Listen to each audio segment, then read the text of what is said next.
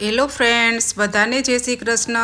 મિત્રો, શ્રાવણ મહિનો ચાલી રહ્યો છે અને શ્રાવણ માસમાં કંઈક મીઠું અને ફરાળી ખાવાનું મન જરૂર થાય।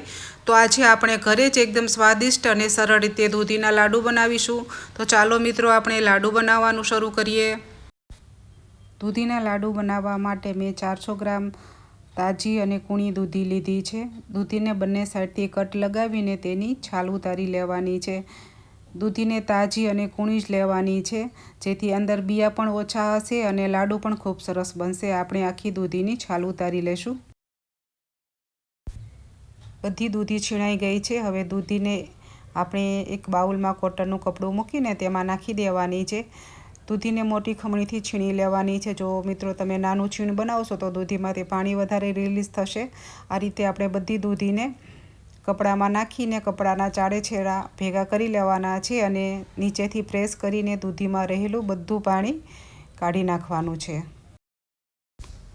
દૂધીમાં રહેલું પાણી નિતારી લેવું જરૂરી છે। જો દૂધીમાં પાણી રહી જશે તો લાડુ બનવામાં સમય લાગશે અને લાડુ બરાબર બાઇન્ડ પણ નહીં થાય। મેં બધું પાણી નિતારી લીધું છે।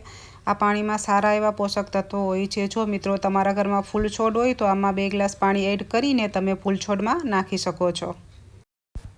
હવે એક પેનમાં 1 મોટી ચમચી ઘી ગરમ કરીને છીણેલી બધી દૂધીને નાખી દેશું।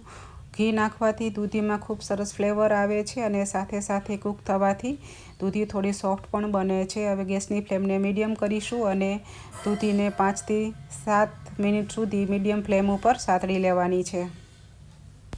હવે દૂધી સરસ રીતે સતળાઈ ગઈ છે, સોફ્ટ પણ થઈ ગઈ છે અને તેની ક્વોન્ટિટી પણ અડધી થઈ ગઈ છે। હવે આપણે તેમાં અડધી વાટકી દૂધ નાખીશું અને સરસ રીતે મિક્સ કરી લેશું। અહીંયા આપણે દૂધનો ઉપયોગ દૂધીને કૂક કરવા માટે કરીએ છીએ, વધારે પડતું દૂધ નાખવાનું નથી। જો વધારે પડતું દૂધ નાખીશું તો આપણે લાડુ વાળી નહીં શકીએ। ગેસની ફ્લેમને આપણે ધીમી કરીશું અને ધીમી ફ્લેમ ઉપર આપણે દૂધીને 2 થી 5 મિનિટ માટે ઢાંકણ ઢાંકીને કૂક થવા દેશું। 5 મિનિટ થઈ ગઈ છે। હવે આપણે ઢાંકણ ખોલી લઈશું।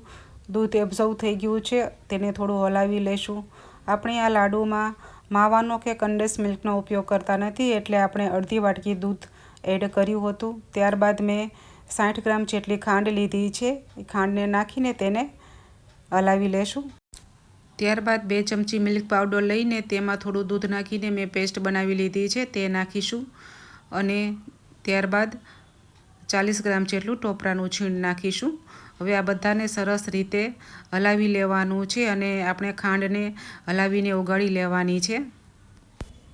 મિલ્ક પાવડર ઉમેરવાથી લાડુમાં સરસ સ્વાદ આવે છે। અહીં આપણે લાડુની સાથે ટોપરાનું છીણ પણ ઉમેરેલું છે। ટોપરાનું છીણ દૂધીમાં રહેલું પાણી એબ્ઝર્વ તો કરે છે, સાથે સરસ સ્વાદ પણ આપે છે। હવે આપણે અહીં 2 ટીપા જેટલો ફૂડ પાવડર નાખીશું અને તેને સરસ રીતે મિક્સ કરી લેશું।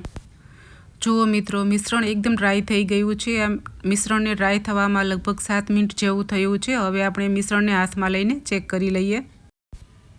જુઓ મિત્રો, આ રીતે સરસ ગોળી વળવા માંડી છે। હવે આપણા દૂધીના લાડુ એકદમ તૈયાર છે અને તેમાં આપણે 1 ચમચી ઘી ઉમેરી લઈશું અને ઘી ઉમેરીને થોડું હલાવી લઈશું। ઘી ઉમેરવાથી લાડુમાં સરસ શાઇન આવશે। હવે આપણા લાડુ એકદમ તૈયાર થઈ ગયા છે। આપણે ગેસની ફ્લેમને બંધ કરી લઈશું। મિશ્રણને એક પ્લેટમાં કાઢી લીધું છે। તેમાં હું થોડો એલાયચી પાવડર એડ કરીશ।